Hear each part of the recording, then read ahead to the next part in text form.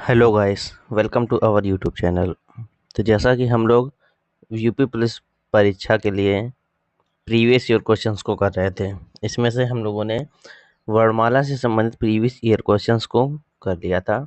आज हम लोग जो प्रीवियस ईयर क्वेश्चन करेंगे उसका टॉपिक रहेगा संज्ञा। संज्ञा। तो आइए देखते हैं उसके previous year questions.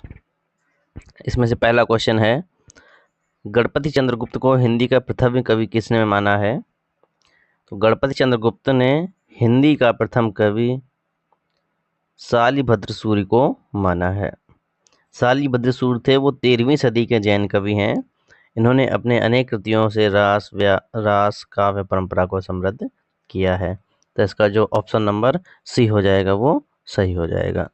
Next question, व्यक्ति, वस्तु या स्थान के नाम को क्या कहते हैं? तो चूंकि टॉपिक संज्ञा है तो आपको तुरंत समझ में आ गया होगा। व्यक्ति, वस्तु या स्थान के नाम को संज्ञा कहते हैं। ऑप्शन नंबर ए सही हो जाएगा। भारत संज्ञा का कौन सा प्रकार है? तो भारत संज्ञा का कौन सा प्रकार है? तो भारत संज्ञा के लिए भारत संज्ञा क्या व्यक्तिवाचक संज्ञा है। तो ऑप्शन नंबर इसका बी सही हो जाएगा, व्यक्तिवाचक संज्ञा। नेक्स्ट क्वेश्चन, गंगा संज्ञा का कौन सा प्रकार है? तो जो गंगा, ये भी व्यक्तिवाचक संज्ञा का प्रकार हो जाएगा। तो ऑप्शन नंबर बी सही हो जाएगा। नेक्स्ट क्वेश्चन,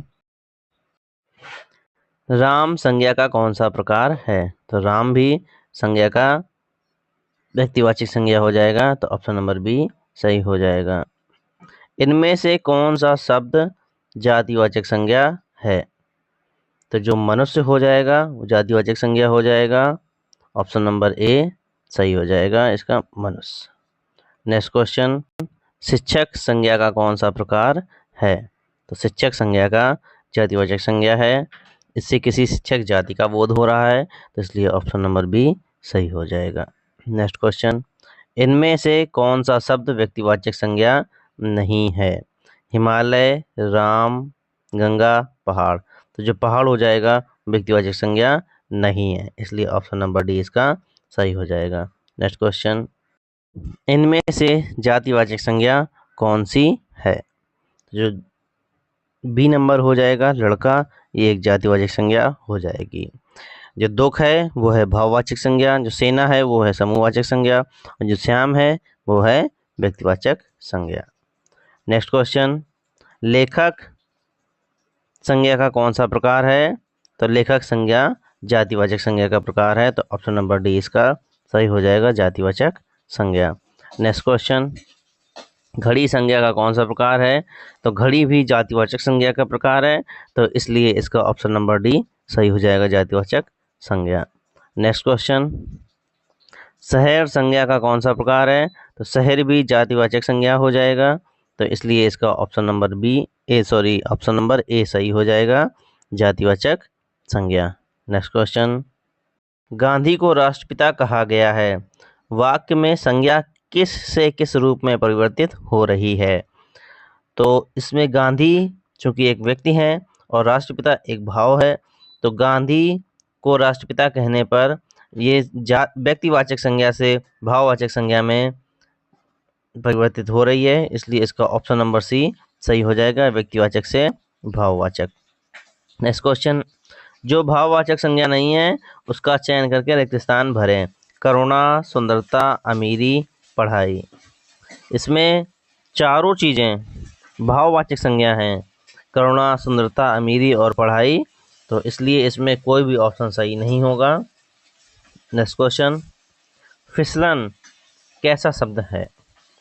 तो फिसलन एक भाववाचक संज्ञा है, इसलिए इसका ऑप्शन नंबर सी सही हो जाएगा, भाववाचक संज्ञा। नेक्स्ट क्वेश्चन, जातिवाचक संज्ञा सर्वनाम, विशेषण, क्रिया, अव्यय शब्दों से बनाए जाते हैं।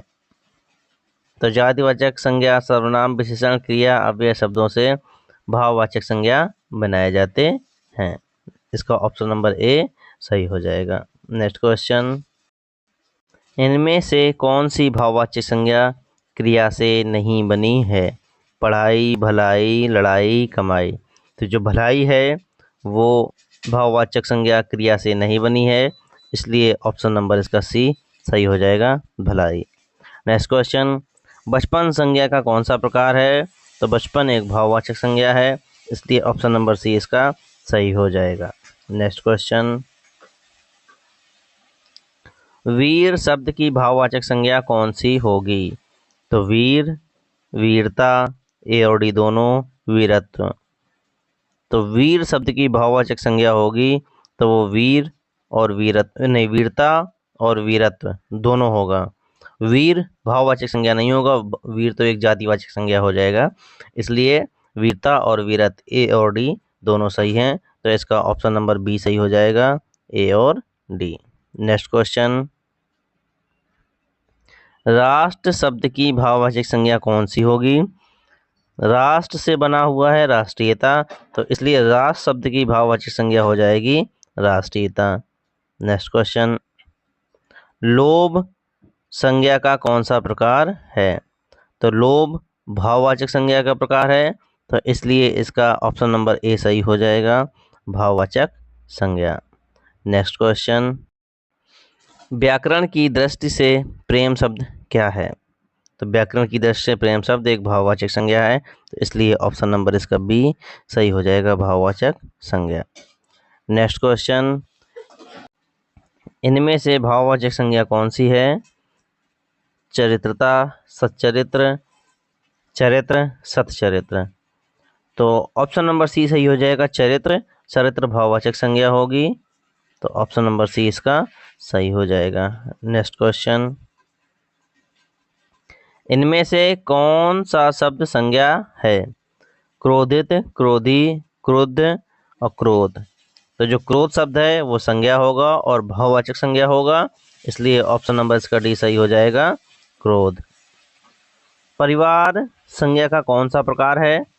तो परिवार संज्ञा समूहवाचक संज्ञा है, इसलिए ऑप्शन नंबर इसका सी सही हो जाएगा। नेक्स्ट क्वेश्चन, इनमें से समूहवाचक संज्ञा कौन सी है?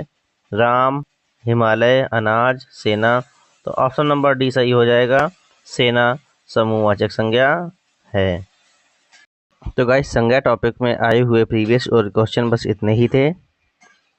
अब हम लोग नए वीडियो में नए टॉपिक लिंग, वचन और कारक, इससे संबंधित प्रीवियस ईयर क्वेश्चन करेंगे। धन्यवाद।